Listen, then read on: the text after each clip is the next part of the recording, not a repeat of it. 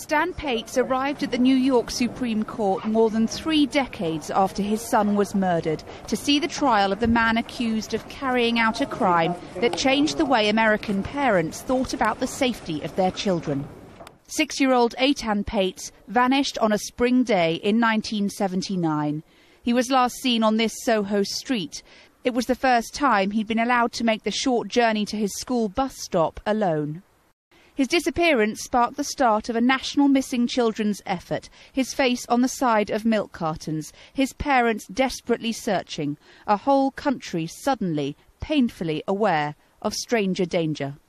Despite a massive effort, Etan was never found, and for a long time this man, Jose Ramos, the boyfriend of Etan's babysitter and a convicted paedophile, was the prime suspect.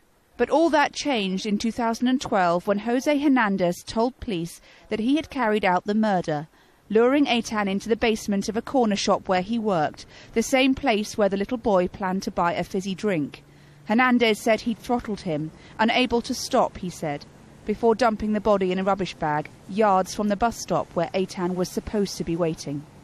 In court, the prosecution described Hernandez as a quiet, watchful and controlling man who'd sexually assaulted Etan before killing him and who'd fled New York when he realised what he'd done. It was a crime, said the prosecution, that altered New York City forever. Hernandez's defence says their client is of low intelligence and suffers from mental health issues, and his false confession was coerced after a 6-hour police interrogation. Hernandez denies the charges of kidnapping and murder. If convicted, he faces life in prison. Hannah Thomas-Peter, Sky News, at the New York Supreme Court.